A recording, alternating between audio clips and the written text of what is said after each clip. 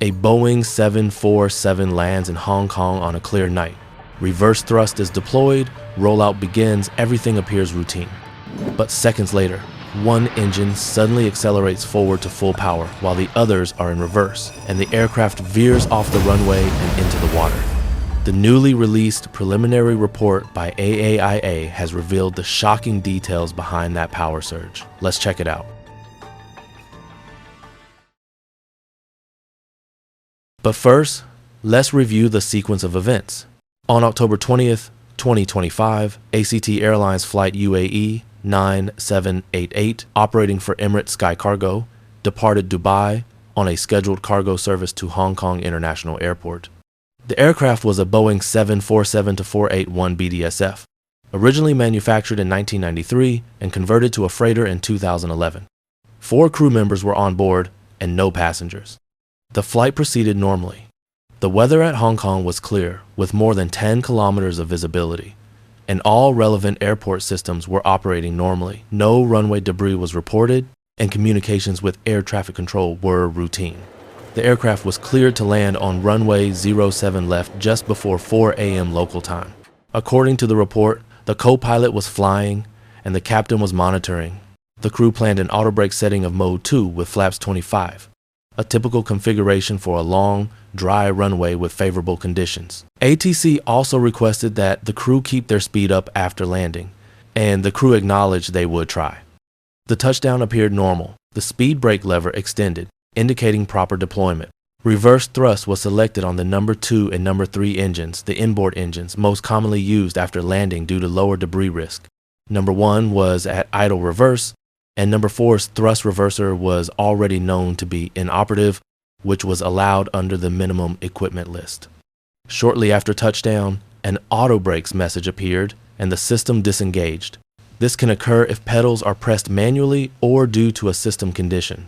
At that moment, the captain took manual control of braking, which aligns with standard procedures. But soon after, the aircraft began drifting left, eventually leaving the runway near taxiway C6. It tore through airport equipment, struck a stationary security vehicle, crossed the perimeter fence, and finally came to rest in the water beyond the airport boundary. All 4 crew members survived and were rescued. Tragically, the 2 occupants of the ground vehicle did not. This was a devastating event, and our focus here is understanding the mechanical and procedural context, not judgment. Now that we've walked through the sequence of events, the next question is, what made this runway excursion so unusual? To answer that, we need to look closely at engine behavior after touchdown. On landing rollout, a Boeing 747 should be slowing down. That's the purpose of speed brakes, reverse thrust, and manual braking. Even when thrust reversers are inoperative, that engine should be at idle, certainly not producing significant forward thrust.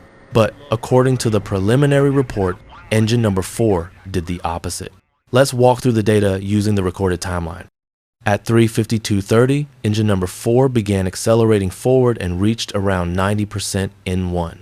5 seconds later, all thrust reversers were stowed. Instead of decreasing, engine number 4 continued spooling up, reaching approximately 106 to 107% N1 over the next several seconds. Meanwhile, engines 1, 2, and 3 were later commanded back into reverse, this time while the aircraft had already exited the runway. This created a massive asymmetry, 3 engines producing reverse thrust and 1 engine on the far right side of the wing pushing hard forward. That imbalance creates a strong yaw toward the left, which aligns with the aircraft leaving the runway in that direction. Now, the most striking detail from the report is not just that engine number 4 spooled up, it's that the thrust lever was physically found fully forward in the cockpit. This wasn't simply a digital anomaly or erroneous sensor reading. The actual lever hinged, mechanical, located on the thrust quadrant, was discovered in the full thrust position after the accident. By contrast, thrust levers for engines 1, 2, and 3 were in idle with reverse thrust selected. The speed brake lever was properly in flight detent. Fuel control switches were in the run position. This combination strongly suggests that stopping forces were commanded on 3 engines while forward power was commanded on 1. That's highly unusual during rollout and is central to why the report has drawn so much attention. However, it's important to stay grounded in what we do not know. We do not know who moved the lever, whether it was intentional, accidental, or mechanical, whether movement occurred before or during the excursion, whether cockpit forces during impact altered lever position. All of those questions now move into the analysis phase. From an investigative standpoint, several lines of inquiry naturally follow. Was this pilot input or a mechanical malfunction? Could there have been interference from thrust lever linkages or control cables? Did workload or confusion after auto brake disengagement lead to mixed inputs? Was engine 4 producing forward thrust before the aircraft left the runway, or only after directional control was lost? None of these should be taken as conclusions. They are simply directions that the investigation will likely explore now that the preliminary data has been released. The fortunate part, from an investigative standpoint, is that the crew survived and has already been interviewed. Combined with CVR and FDR data and CCTV footage from the runway, there is a strong foundation for a highly detailed final report.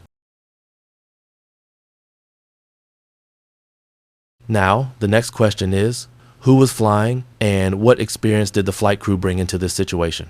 According to the preliminary report, the captain held an airline transport pilot license issued by Turkey's aviation authority. His logbook showed just over 6,000 total flight hours, with nearly 5,000 on the Boeing 747 and a little over 400 hours as captain on type. That represents significant familiarity with the aircraft, though most of his experience was in the right seat prior to upgrading. On this flight, the co-pilot was flying while the captain monitored. When auto brake disengaged, the captain took control of braking and directional control standard practice. This moment is where the workload intensifies. Transitioning from automatic to manual braking, managing thrust and rollout speed, maintaining centerline, responding to crosswind, fulfilling ATC instruction to keep speed up. Investigators will likely examine communication inside the cockpit, the timing of control inputs, how workload shifted after touchdown, crew resource management under time pressure, the precise sequence of actions captured on CVR. Again, none of this implies wrongdoing or error.